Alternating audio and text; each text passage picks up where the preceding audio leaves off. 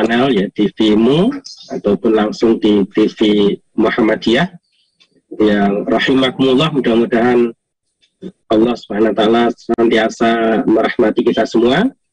Wabil khusus kepada Ustadzuna Ustadz Samsul Hidayat yang pagi ini alhamdulillah bisa hadir bersama kita untuk berbagi ilmu dan menyampaikan kajian tarjih terkait dengan fikih haji. Topik kali ini adalah panduan manasik umroh.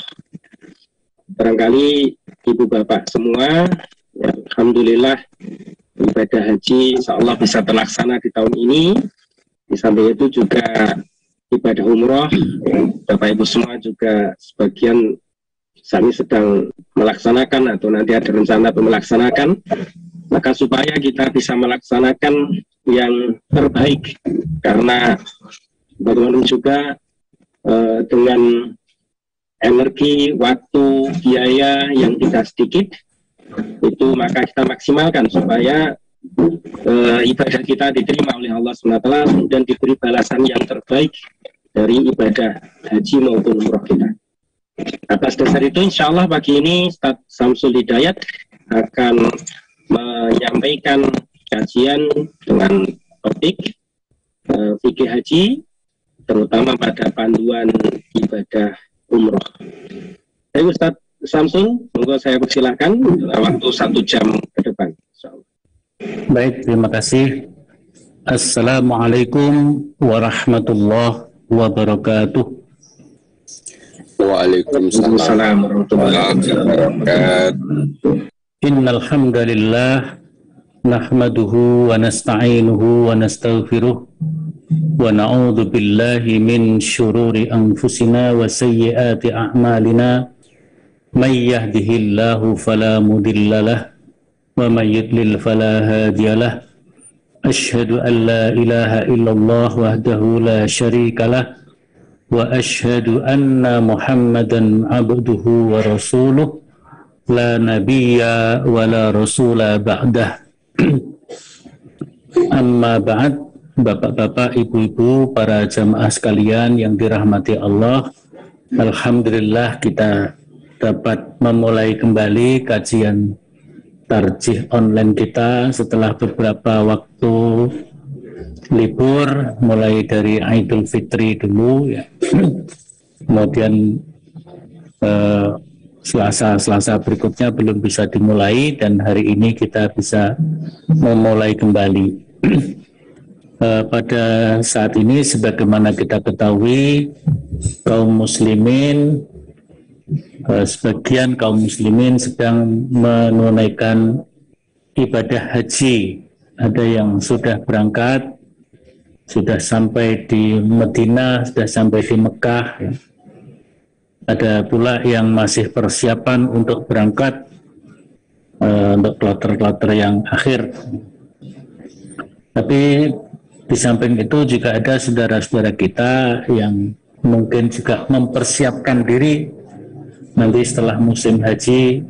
Mungkin ada yang akan menunaikan ibadah umroh, sehingga perlu juga mengetahui bagaimana umroh yang dicontohkan oleh Rasulullah Shallallahu Alaihi Wasallam. Mungkin beberapa pertemuan hari ini dan ke depan kita fokuskan ke fikih ibadah haji, dan pada hari ini kita membahas tentang bagaimana panduan manasik umroh terlebih dahulu. Karena orang yang menunaikan haji pun, terutama yang menunaikan haji sebagaimana yang dilakukan oleh Rasulullah, yaitu haji tamattu, itu harus umroh dulu, umroh untuk haji, harus umroh dulu, setelah itu tahallul umrohnya, dan kemudian menunggu saat memulai ibadah haji, yaitu tanggal 8 Zulhijjah, baru mengenakan kain ihram lagi untuk haji. Baik, pada kesempatan hari ini kita akan bicara tentang manasik umroh. Saya akan share screen supaya lebih mudah untuk kita pahami bersama. Nah, jadi ini panduan praktis manasik haji, ya kita sesuaikan dengan petunjuk atau fatwa atau putusan dari Majelis Tarjih Muhammadiyah, tentu juga ditambah beberapa kitab fikih yang lainnya. Bapak Ibu sekalian, bahwa ibadah umroh itu yaitu ibadah yang kita lakukan dengan mendatangi Baitullah untuk melaksanakan serangkaian perbuatan atau perilaku ibadah, terutama tawaf dan sa'i, yang kemudian diakhiri dengan tahallul, yaitu bercukur atau memendekkan rambut. Dan serangkaian ibadah tersebut dilakukan dengan melakukan ikhram. Melakukan ikhram tentu menggunakan pakaian ikhram. Untuk bapak-bapak yaitu mengenakan 2 lembar kain, 1 lembar yang di bawah sebagai kain sarungnya dan yang di atas sebagai ridaknya atau sebagai pengganti baju atasan. Jadi 2 lembar itu saja, tidak boleh ada yang lainnya. Ini khusus untuk bapak-bapak mengenakan kain ikhram dengan cara seperti itu yang dicontohkan oleh Rasulullah Shallallahu Alaihi Wasallam. Sedangkan untuk ibu-ibu pakaian bebas, yang penting adalah menutup aurat dengan sempurna, warnanya bebas, bentuknya juga bebas, sesuai dengan mungkin bentuk pakaian dari budaya masing-masing. Yang penting adalah menutup aurat dengan sempurna. Dan ikhram itu harus dimulai dari mikot. Mikot untuk umroh, Rasulullah SAW sudah memberikan beberapa tempat, ya, mikot makani, yaitu tempat seorang yang akan melakukan umroh itu memancangkan niatnya dan mengucapkan ucapan yang dituntunkan oleh Rasulullah Shallallahu Alaihi Wasallam. Tempat untuk memulai ikhram itu disebut mikot itu. Yang pertama adalah tempat yang disebut dengan Yalamlam. Yalamlam ini mikot bagi jamaah yang datang dari Yaman atau yang searah dengan Yaman. Dalam hal ini kebanyakan dari Asia, termasuk Asia Tenggara, Indonesia, Malaysia, Singapura, dan negara-negara Asia yang lainnya yang menaiki pesawat yang akan turun di Jeddah.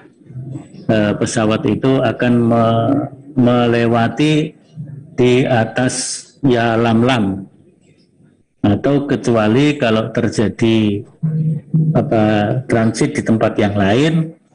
Dulu pernah transit di Dubai, Abu Dhabi, itu tidak melewati Yalamlam tetapi melewati Qornul Manazil, sehingga walaupun kita dari Indonesia, Malaysia, tahun-tahun tertentu atau bulan-bulan tertentu mungkin tidak melewati Yalamlam tapi melewati Qornul Manazil, maka ikhramnya dari Qornul Manazil. Itu kalau langsung turun di Jeddah dan kemudian langsung ke Mekah. Jadi untuk para jamaah haji yang berangkat di gelombang kedua, turunnya di Jeddah kemudian langsung ke Mekah, maka niat ikhram umrohnya dimulai dari Yalamlam untuk tahun ini, insya Allah gitu. Kalau ada hal lain kemungkinan bisa lewatnya Qornul Manazil. Tapi bagi yang memulainya dari Madinah, memulainya dari Madinah, maka mikotnya di Bir Ali atau Dzulhulaifah. Jadi Bir Ali, Dzulhulaifah ini adalah mikot bagi jamaah yang datang dari Madinah. Lokasinya di Dzulhulaifah atau disebut dengan Abyar Ali dan sekarang dikenal dengan Bir Ali. Tempat ini di sekitar 12 km dari kota Madinah, di luar kota Madinah sekitar 12 km, maka ini masih termasuk wilayah Madinah. Nah, disitulah biasanya para jamaah yang akan berniat ikhram untuk umroh melakukan, mungkin ada yang mandi di masjid itu kalau memungkinkan, kemudian memakai wewangian sebelum berikhram itu boleh, dan bahkan disunahkan mandi besar ya, mandi toharoh, kemudian memakai wewangian di badan bukan di kainnya. Kalau kainnya itu sudah tercium bau wangi karena laundry tidak apa-apa, tapi kain tidak boleh diberi minyak wangi ya. Yang diberi minyak wangi adalah badannya, kemudian baru memakai kain. Nah, ketika wewangian yang di badan itu kemudian menempel di kain juga tidak mengapa.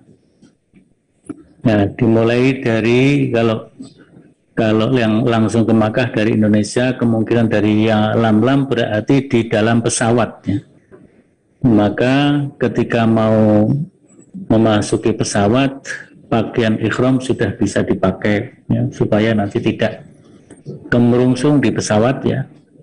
Ini boleh juga memakai kain ikhramnya di dalam pesawat setelah pesawat berangkat ya. Nah, kemudian juga didahului dengan sholat 2 rakaat, sholat apa saja. Jadi kalau misalnya kalau yang di Dzulhulaifah bisa sholat tahiyatul masjid, bisa sholat sunat ba'dal wudu, bisa sholat kalau pas berangkatnya waktu duha, sholat duha dulu. Nah, yang jelas tidak ada sholat sunat khusus untuk ikhram, tetapi orang memulai ikhram itu setelah melakukan sholat apa saja. Nah, itu mikotnya dari Lam-Lam atau dari Bir Ali kalau berangkatnya dari Madinah. Kalau kita langsung Mekah maka di Lam-Lam, atau kemungkinan juga bisa nanti lewat Qornul Manazil bagi yang menaiki pesawat dari arah Asia. Kemudian kalau dari Mesir dan sekitarnya itu melalui Juhfah atau Rabigh. Kemudian kalau dari Irak itu namanya Irak, Iran, dan searahnya adalah Zatu Irqin. Nah, inilah mikot-mikot yang sudah ditetapkan. Nah, sekarang bagaimana kalau penduduk Mekah mau umroh? Penduduk Mekah mau umroh dia harus keluar ke tanah halal. Tanah halal. Nah, tanah halal yang terdekat itu adalah Tan'im, Tan'im yang pernah digunakan oleh Aisyah untuk melakukan mikot ya, ikhram dari Tan'im, sehingga masjid di Tan'im itu dikenal dengan Masjid Aisyah karena riwayat Aisyah pernah melakukan ikhram, memulai niat ikhram untuk umrah dari Tan'im. Bisa juga ke Hudaybiyah, tidak terlalu jauh juga, tapi yang paling dekat adalah Tan'im, dan bisa juga ke tempat itu namanya Ji'rona. Inilah mikot-mikotnya, dan ini gambar mikotnya, perkiraan arahnya. Di sini Ka'bahnya ya. Kalau dari Madinah di Dzulhulaifah, dari Irak Zatu Irqin, dari arah yang searah dengan Dubai dan sebagainya itu lewat Qornul Manazil atau As-Sailul Kabir, sedangkan dari arah Yaman itu ya Lam-Lam, Dan kalau penduduk Jeddah itu memulainya dari Jeddah itu sendiri. Nah, sehingga ada yang berpendapat orang yang dari Asia pun karena mendarat di Jeddah maka boleh berikhram dari Jeddah. Ini pendapat, sebagian pendapat termasuk ulama-ulama di Indonesia berpendapat seperti itu. Tapi kalau di dalam HPT itu karena kita melalui Lam-Lam, arahnya searah dengan Yaman, ketika akan ke Mekah, ke Jeddah, maka kita berikhram dari bermikotnya di Lam-Lam. Nah, di dalam umrah itu ada rukunnya, ada wajibnya, ada sunnahnya.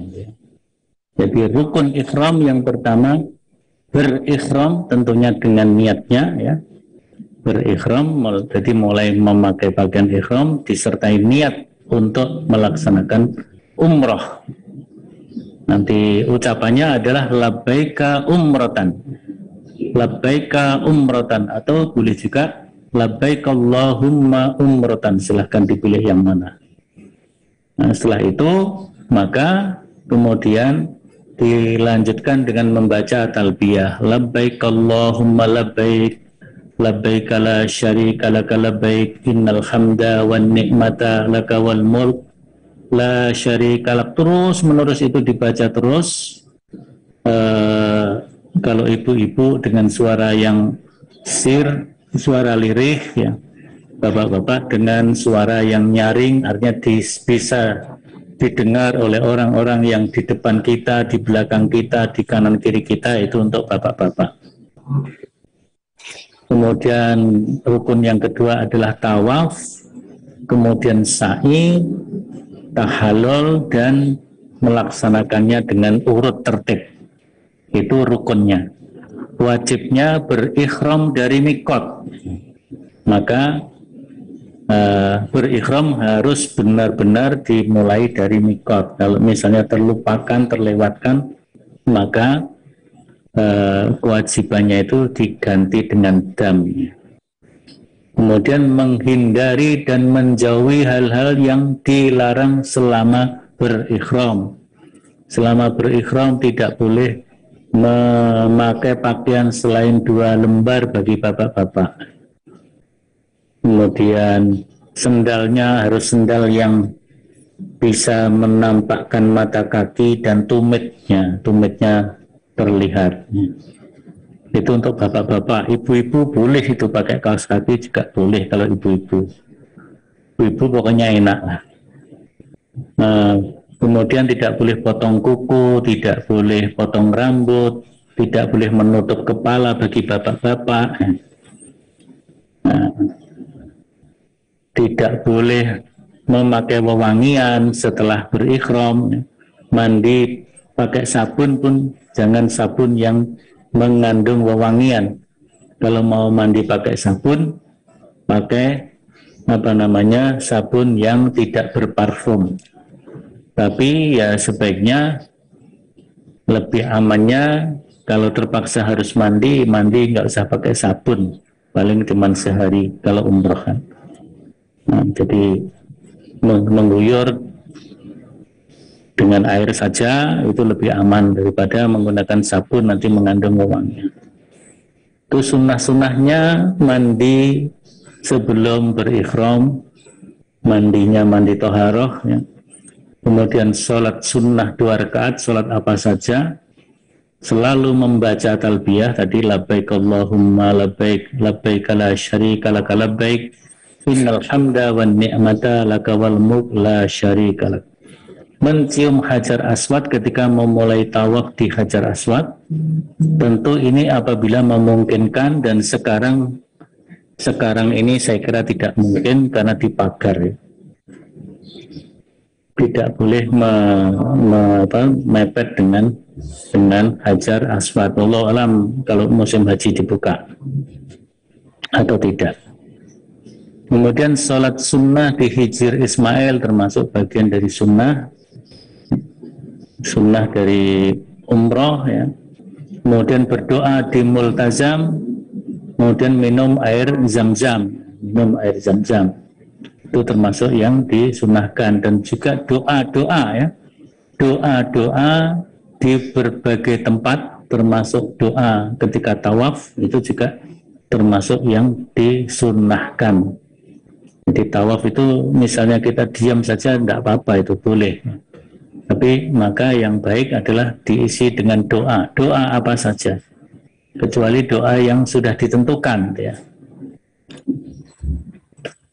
Nah, ini tata cara umroh. Seorang yang akan umroh sebelum melakukan umroh, yaitu memulai dengan ikhram. Nah, maka sebelum ikhram silakan memotong kuku, membersihkan rambut ketiak, rambut kemaluan, dan sebagainya. Disunahkan mandi, memakai wangi-wangian di badan, tidak di pakaian. Memakai pakaian ikhram bagi bapak-bapak itu adalah pakaian 2 lembar. Tadi sudah saya terangkan. Kemudian bagi ibu-ibu adalah menutup aurat dengan sempurna. Sholat 2 rakaat tadi juga sudah disebutkan, bisa sholat sunat wudhu, sholat tahiyatul masjid, sholat duha kalau waktunya pas duha, atau sholat apapun. Kemudian niat ikhram untuk umroh ketika sudah berada di kendaraan. Jadi setelah sholat keluar dari masjid, itu kalau dari Bir Ali. Tapi kalau kita di Yalamlam, kalau kita turun di Yalamlam itu juga di masjid Yalamlam. Tapi kalau kita di pesawat, di dalam pesawat, ya kita berikhramnya di pesawat. Boleh juga sholat 2 rakaat di pesawat itu, kemudian kita mengucapkan niat labbaika umratan, labbaika umratan ya, dibacakan labbaika umratan. Itu kalau kita umroh atau haji untuk diri sendiri ya, maka kita ucapkan labbaika umratan.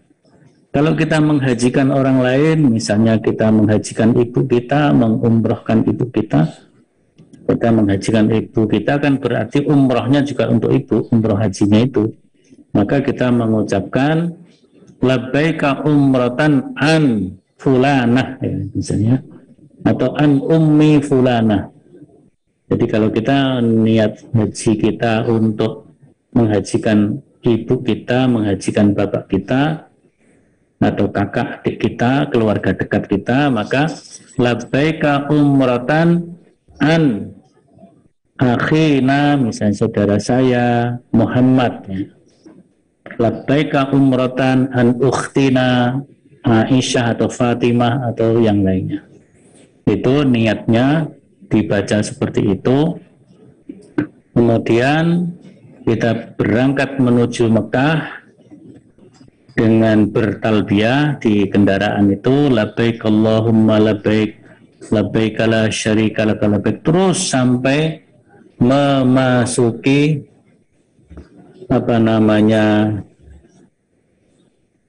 Masjidil Haram. Kemudian kita memulai tawaf, maka berhentilah talbiyah kita ya. Nah, ini ketika orang melakukan tawaf ya.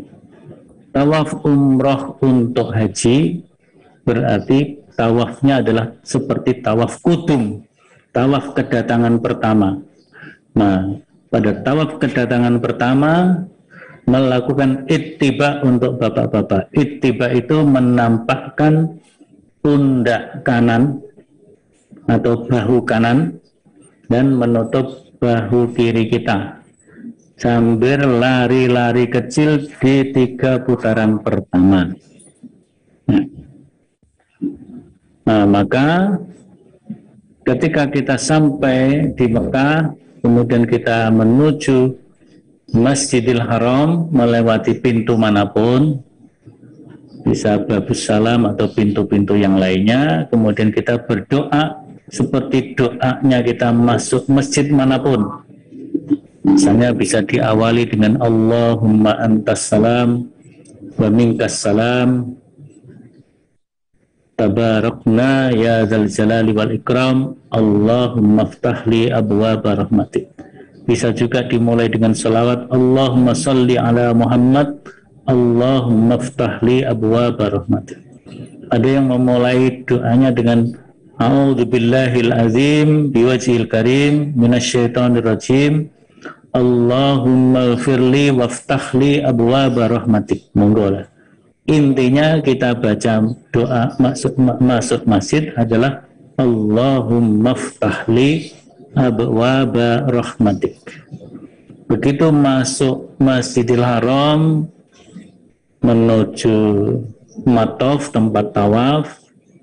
Nah, ketika kita pertama kali menyaksikan Ka'bah, melihat Ka'bah, disunahkan juga untuk berdoa. Ada banyak doa tentang menyaksikan Ka'bah ini. Doa yang paling pendek, yang mungkin mudah untuk kita lakukan, yaitu ketika melihat pertama kali Ka'bah itu, Allahumma antas salam wa minkas salam, fahayyina rabbana bissalam.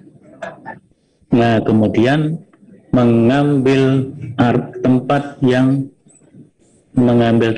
di Hajar Aswad atau yang searah dengan Hajar Aswad.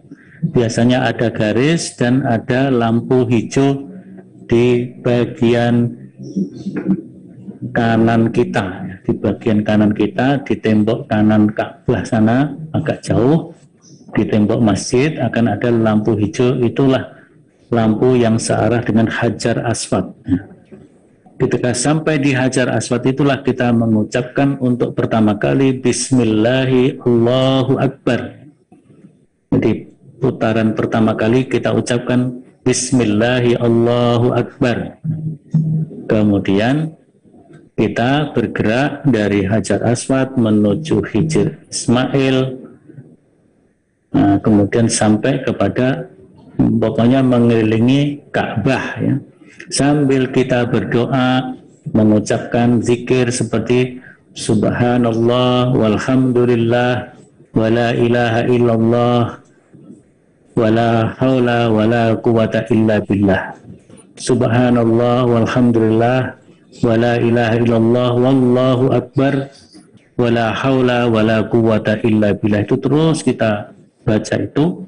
Bisa juga yang lainnya, ada doa yang dituntunkan, misalnya Allahumma imanan bika wa tasdiqan bi kitabika wa wafa'an bi ahdika wa tibaan di sunnati nabiyika Muhammadin sallallahu alaihi wasallam. Monggo itu ya.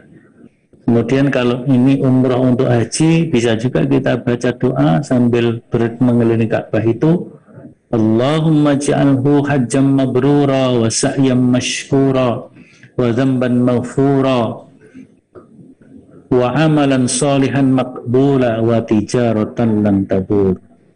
Bisa juga doa yang lain, Allahumma inni as'aluka imanan kamila wa yaqinan sadiqa wa qalban khashi'a wa lisanan zakira wa rizqan wasi'an halalan tayyiban mubaraka.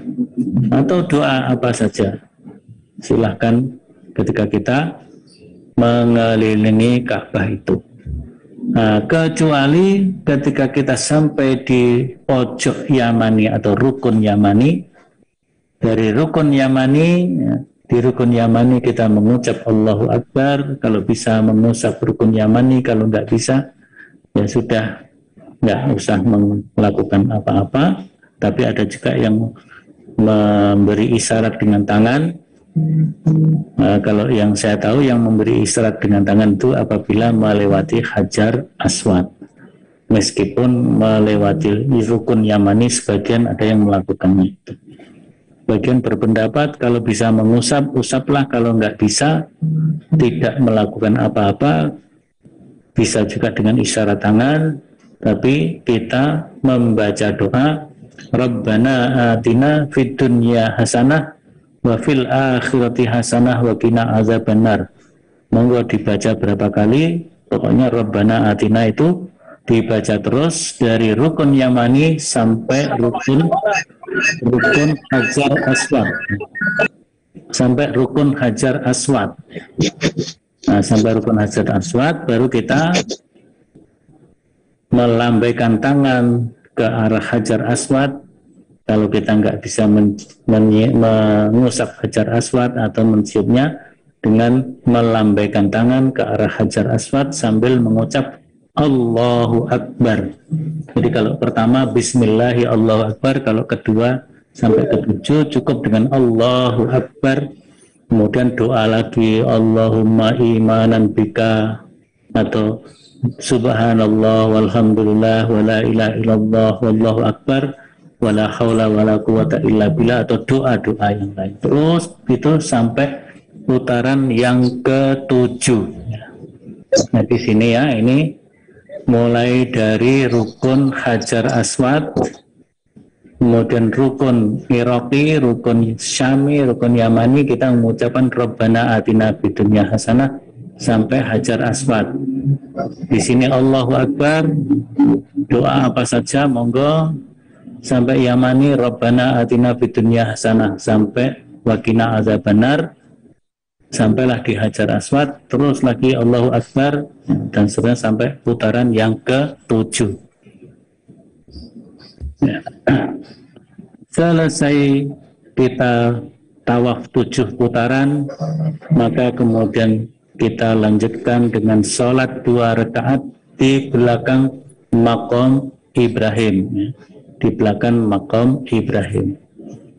Jadi sholat kita mencari posisi, ya. Sudah sampai di posisi, maka kita ucapkan wattakhidhu min maqami Ibrahim musalla. Wattakhidhu, dan jadikanlah min maqami, dari tempat Ibrahim berdiri membangun Ka'bah itu, musalla, sebagai tempat sholat. Dan disitulah kita sholat 2 rakaat. Rakaat yang pertama membaca surat Al-Kafirun setelah Al-Fatihah, dan rakaat yang kedua membaca surat Al-Ikhlas setelah Al-Fatihah.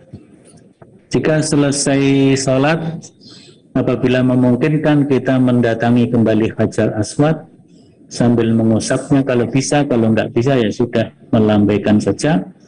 Kemudian minum air zam-zam sambil membaca Allahumma, sebelum minumnya ya, Bismillahirrahmanirrahim, Allahumma inni as'aluka ilman nafi'a wa rizqan wasi'a wa shifaan min kulli da'in. Kemudian kita minum, dan air yang tersisa di gelas yang kita pegang kita gunakan untuk membasahi kepala kita.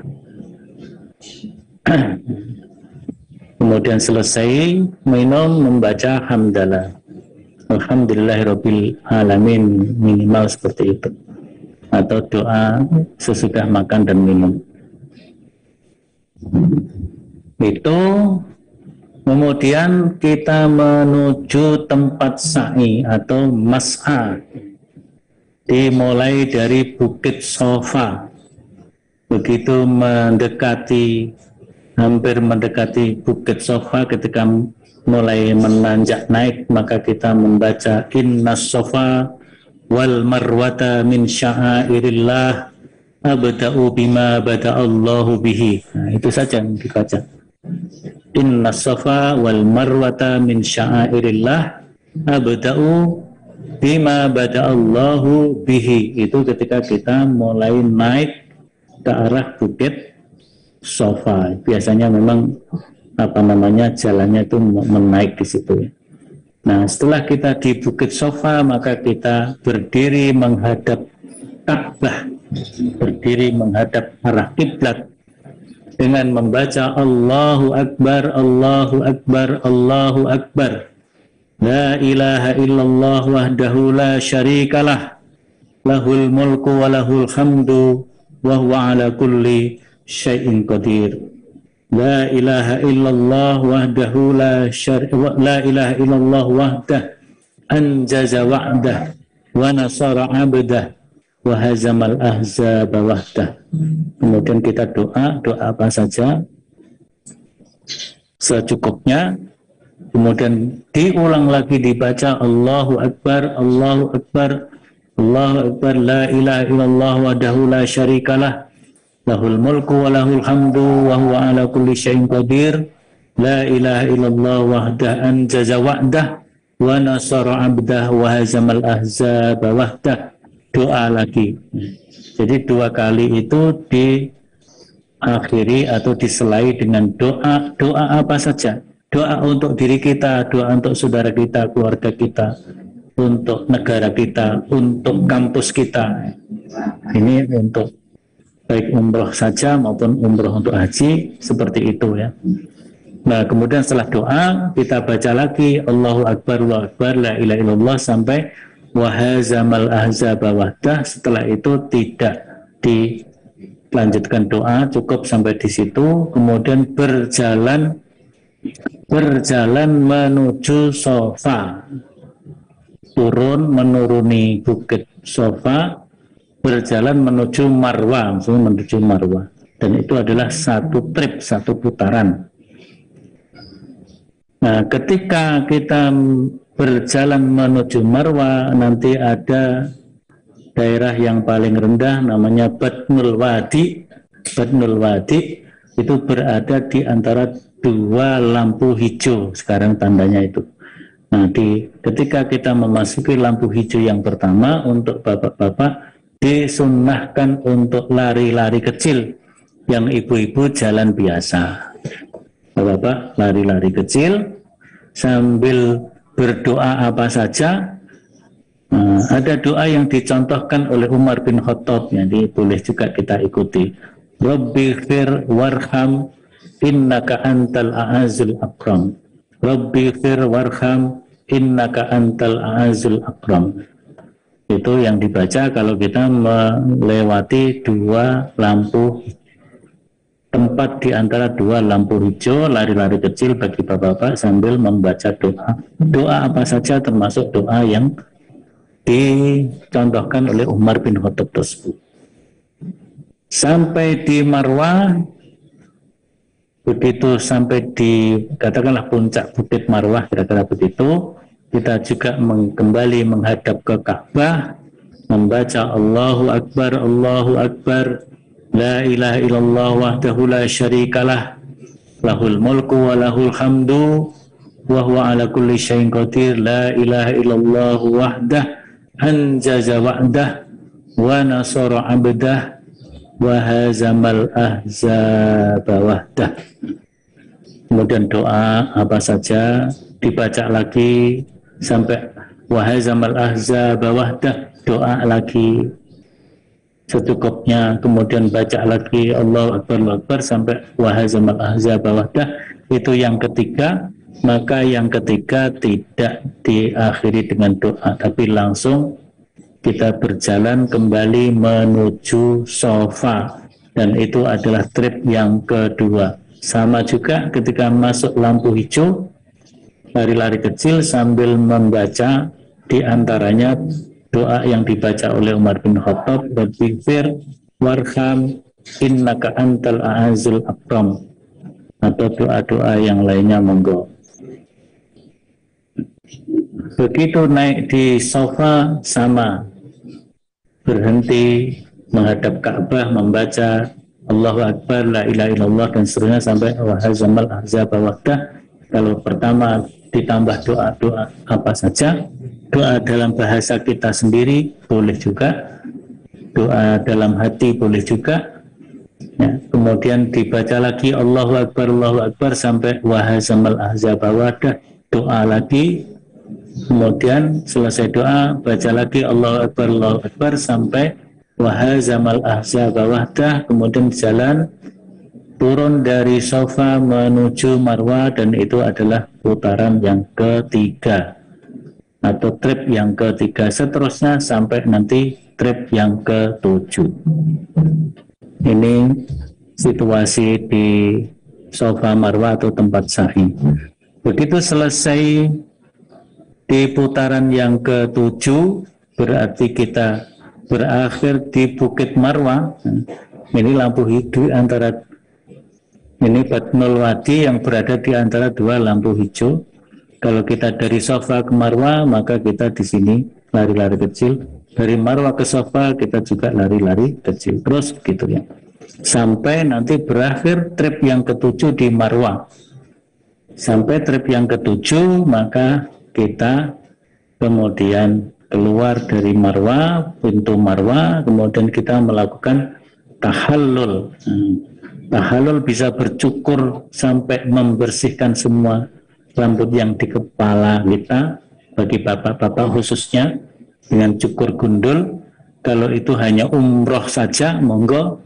Tapi kalau umroh untuk haji sebaiknya disisakan, artinya dipendekkan saja dulu, nanti ketika tahallul haji yang digundul habis. Jadi bercukur atau memendekkan, kalau umroh saja ya monggo bercukur habis, memendekkan juga boleh. Tapi kalau bercukur habis, doa Nabi itu untuk orang yang bercukur habis itu didoakan 3 kali. Kalau hanya memendekkan didoakan 2 kali. Berarti Nabi menyukai yang cukur gundul, terutama ketika kita tahallul umroh saja. Kalau kita sedang umroh di luar musim haji itu kita langsung gundul. Tapi kalau kita umroh di musim haji, ya kita pendekkan, nanti tahallul hajinya digundul. Nah, dengan demikian, dengan tahallul selesailah seluruh rangkaian umroh kita. Setelah bertahallul, ikhram itu kan mengharamkan sesuatu yang semula boleh. Potong kuku boleh, setelah ikhram dilarang potong kuku. Sebelum ikhram boleh tutup kepala, setelah ikhram tidak boleh tutup kepala. Nah, setelah tahallul berarti menghalalkan yang semula diharamkan. Potong kuku semula diharamkan jadi boleh.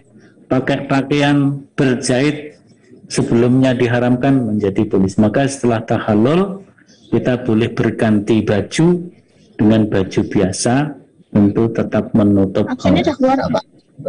Saya kira itu ya. Ini Ustadz Triwidayatno yang dapat saya sampaikan. Selesailah panduan untuk manasik umrah.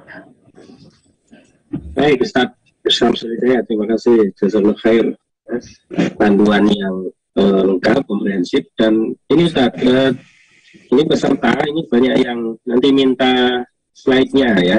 Oh ya, insya kita kirimkan. Lebih bermanfaat nanti jadi jariah untuk Ustadz Syamsul. Sebelum ke pertanyaan ini, ada pertanyaan yang umum dan masih banyak ada pertanyaan Ustadz terkait dengan kalau misalnya umroh ya, datang ke sana terus berkali-kali umroh itu pripun Prof? Ustadz, dia akan keluar dulu ke ya di luar tanah haram, kemudian umroh lagi, nanti keluar lagi umroh lagi. Itu banyak dilakukan oleh beberapa saudara-saudara kita kaum muslimin dengan alasan salah satu dasarnya itu Rasul ketika Fathu Mekah keluar ke Hunain, kemudian setelah ya perang Hunain itu dan setelah bagi ghanimah di Ji'ronah, itu ke Mekah kembali terus melakukan umroh. Mungkin Ustaz penjelasannya.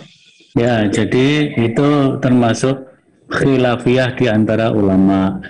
Ada yang ya nggak apa-apa berumrah berkali-kali ketika kita di Mekah, mumpung di Mekah umrah berkali-kali. Ada yang berpandangan seperti itu. Tapi para ulama Saudi dan juga dirujuk juga oleh fatwa tarjih kita atau majelis tarjih kita, ya kita kita datang ke Mekah sekali itu ya sudah sekali umroh gitu ya. Kalau kita mungkin setelah itu kita keluar dari Mekah, mungkin ke Madinah beberapa hari, kemudian kita mau ke Mekah lagi, umroh lagi, itu boleh. Karena kita sudah keluar dari Mekah. Jadi kalau kita datang ke Mekah sekali, kemudian berumroh berkali-kali, nah itu termasuk yang tidak disarankan bagi menurut Majelis Tarjih Muhammadiyah. Begitu juga para ulama seperti itu ya. Tapi ada yang membolehkan, ya itu monggo saja. Monggo mana yang dimantepi pendapatnya. Kalau Majelis Tarjih sekali datang itu ya sudah sekali umroh itu, selebihnya kita mungkin melakukan amal sunnah yang lainnya, memperbanyak sholat 5 waktu di Masjidil Haram, memperbanyak tawaf sunnah gitu ya. Itu yang dipegangi oleh Majelis Tarjih seperti itu. Orang sekali datang untuk umroh, ya sudah umrohnya sekali itu. Kecuali kalau, ya saya kira itu ya. Baik, terima kasih. Berikutnya dari Pak Iwan Setiawan, mohon info agen umroh di sekitar Solo yang direkomendasikan oleh Muhammadiyah. Apa? Agen umroh di sekitar Solo yang direkomendasikan oleh Muhammadiyah. Oh ya, kalau itu saya nggak tahu, karena agen umroh di sekitar Solo rekomendasi Muhammadiyah yang nggak ada. Jadi yang ada ya pokoknya kita bagaimana berusaha umroh sesuai dengan sunnah. Ya kalau Muhammadiyah itu punya apa namanya, seperti kalau di Yogyakarta itu ada Biro Umroh PP Muhammadiyah atau pimpinan wilayah Muhammadiyah Yogyakarta. Di Surabaya juga ada, di Jakarta juga ada.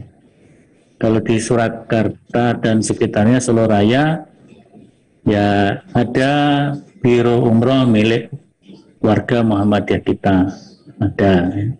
Seperti misalnya Biro Umroh Zamzam itu punya keluarga Muhammadiyah. Yang lainnya saya nggak tahu ya. Saya kira banyak itulah. Dan mungkin biro-biro umroh yang menawarkan amalan yang sesuai dengan disunahkan oleh Rasul, insya Allah banyak. Tapi kalau biro umroh yang direkomendasikan oleh Muhammadiyah saya belum tahu. Setahu saya tidak ada. Baik, selanjutnya dari Pak Yudi Wibowo, bagaimana jika ada jamaah berhenti karena meninggal atau sakit di salah satu rukun umroh? Apakah bisa diwakilkan atau menunggu sampai sembuh? Misal dari Indonesia waktu umroh kan terbatas. Dan bagaimana status umrohnya jika jamaah tersebut meninggal? Ya, jadi kalau orang melakukan umroh atau haji kemudian terdapat halangan yang dari situ kemudian tidak bisa melanjutkan, maka sebenarnya yang seperti itu Allah akan menilai umrohnya, hajinya sempurna. Apalagi kalau kemudian ditambah dengan doa. Doa ketika mau umroh itu, ketika sudah membaca labbaika Allahumma umrotan atau labbaika umrotan, itu kemudian membaca doa fa'in habastani famahil li haitsu habastani. Apabila ada yang menghalangiku, maka tempat tahalalku adalah hambatan yang telah engkau berikan kepadaku ya Allah. Jadi kalau kita membaca doa itu, maka ya kita terhalang, mungkin sakit nggak bisa melanjutkan. Kalau hal-hal yang bisa diwakilkan, kalau enggak ya sudah, insya Allah umrohnya atau hajinya sudah dianggap sempurna oleh Allah Ta'ala. Bahkan orang baru niat mau berangkat kemudian terhalang oleh sakit sampai wafatnya, itu sudah diterima niatnya, niat hajinya, niat umrohnya sebagai haji yang sempurna, insya Allah seperti itu. Baik, terima kasih Ustaz. Ini dari kolom chat sudah tidak ada pertanyaan. Barangkali ada Bapak Ibu yang mau bertanya langsung, silahkan.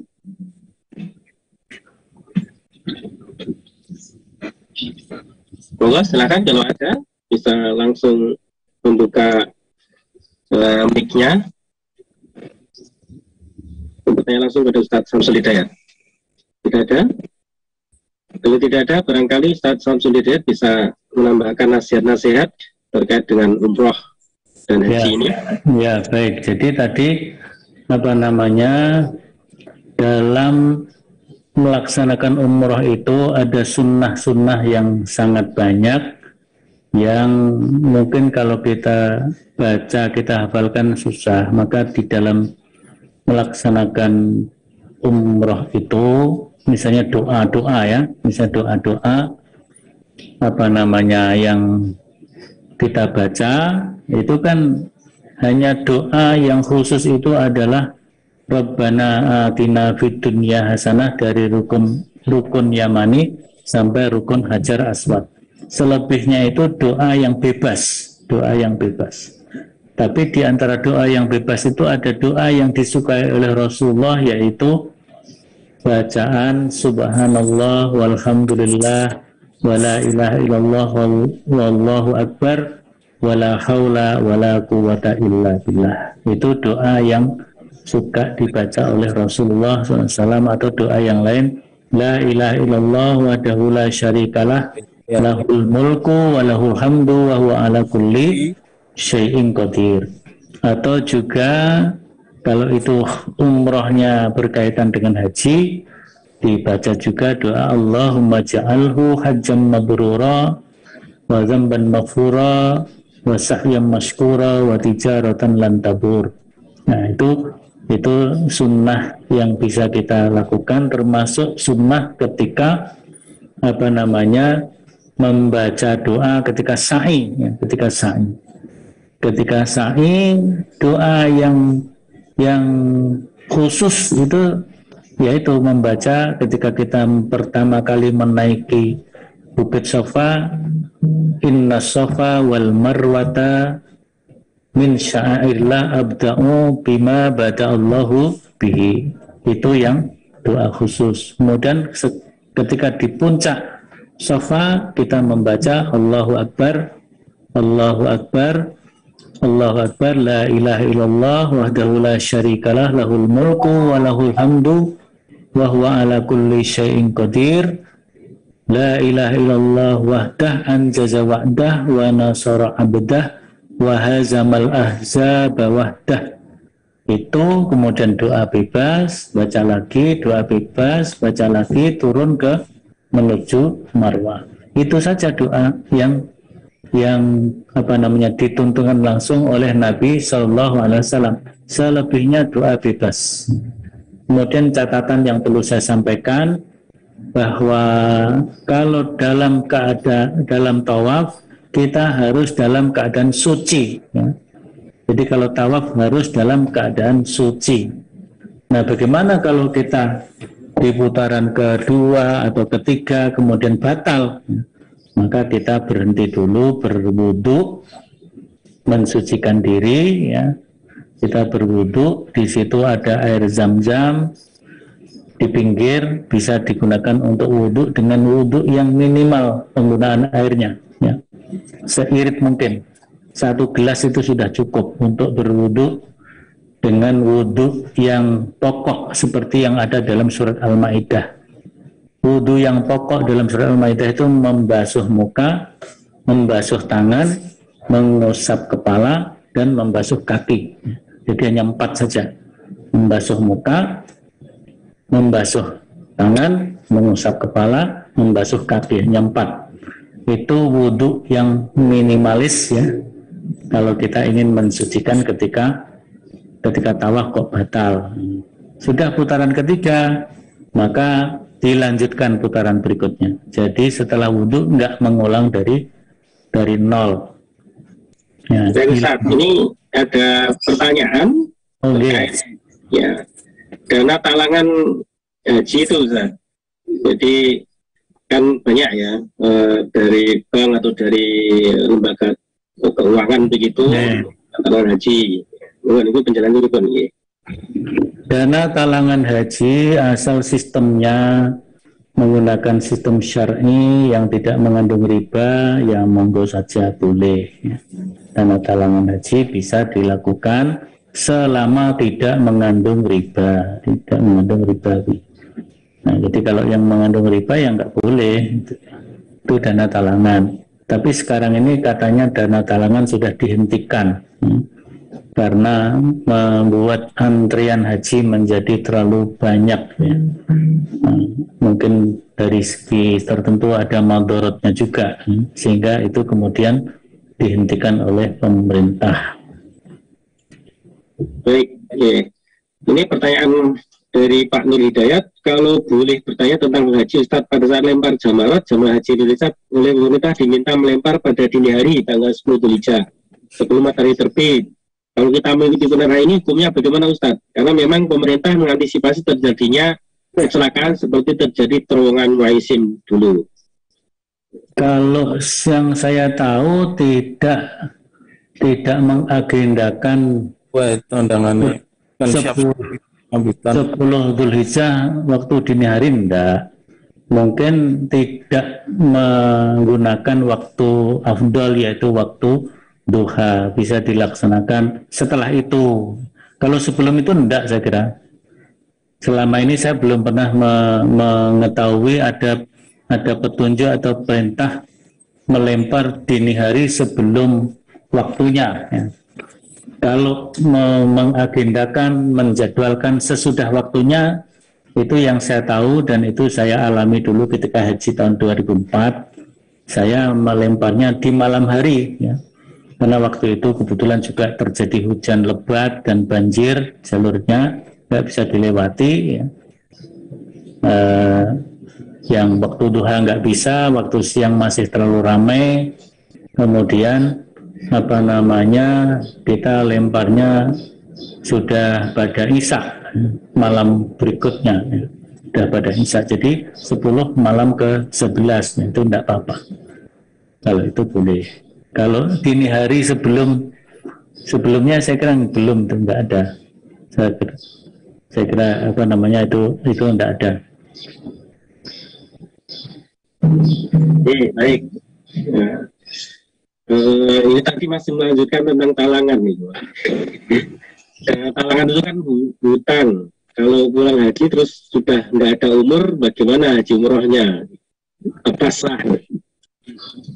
Ya ya betul, dana talangan itu adalah seperti hutang ya, dana talangan. Tapi kan dana talangan yang terjadi ini kan bukan berarti sebelum berangkat talangannya nggak diselesaikan. Kalau saya kok gitu pemahaman saya. Dana talangan itu diberi talangan untuk mendapatkan nomor porsi haji. Jadi pada saat mau berangkat pada pelunasan, saya kira kan itu dilunasi. Saya nggak tahu persisnya ya, apakah seperti itu. Karena dulu saya belum pakai dana talangan, dan kemarin-kemarin juga nggak pakai itu. Jadi kalau misalnya dana talangan itu tidak atau belum dibayar ketika berangkat dan ketika setelah berangkat tidak ada umur, mungkin sudah ada treatment dari banknya ya. Mungkin dana talangan itu diasuransikan atau bagaimana, Allah alam. Kalau itu sudah diasuransikan berarti kan sudah selesai. Sudah diasuransikan. Jadi talangan-talangan itu dia mendapatkan talangan kemudian harus membayar asuransi. Kalau sudah diasuransikan selesai. Allah alam, saya nggak tahu persisnya.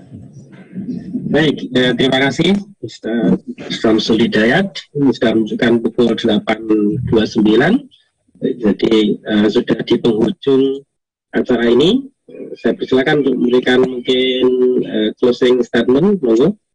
Ya, saya kira yang terpenting adalah bagaimana kita melaksanakan umroh itu, baik umroh sunnah maupun umroh wajib untuk haji ini, kita laksanakan sesuai tuntunan Rasulullah, dan itu insya Allah mudah, lebih mudah daripada kita menggunakan tuntunan-tuntunan yang dilakukan oleh orang lain. Putaran ini doanya ini, putaran kedua doanya itu, putaran ketiga sampai 7 ada doanya sendiri-sendiri. Nah itu banyak sekali, itu malah sulit. Jadi kita dalam beribadah jangan menyulitkan diri. La taghlu fi dinikum, jangan berlebih-lebihan dalam beragama. Ikuti saja petunjuk yang sudah diberikan oleh Rasul. Wa ma atakumur Rasul, apa yang diberitakan Rasul, fakhuduhu, kerjakanlah. Wa manahakum anhu fandahu, dan apabila ada yang tidak dituntunkan, tidak diperintahkan, ya tinggalkanlah. Jadi itu pegangan kita. Mudah-mudahan kita bisa melaksanakan ibadah-ibadah sesuai dengan tuntunan sunnah Rasulullah Sallallahu Alaihi Wasallam. Saya kira cukup sekian. Nasrul minallah wa fathun qarib wa basyiril mu'minin. Wassalamualaikum warahmatullahi wabarakatuh. Waalaikumsalam warahmatullahi wabarakatuh. Akhiri kajian di pagi ini dengan bacaan hamdalah. Alhamdulillahirrahmanirrahim. Dari saya, akhirul kalam. Assalamualaikum warahmatullahi wabarakatuh. Waalaikumsalam. Recording stopped.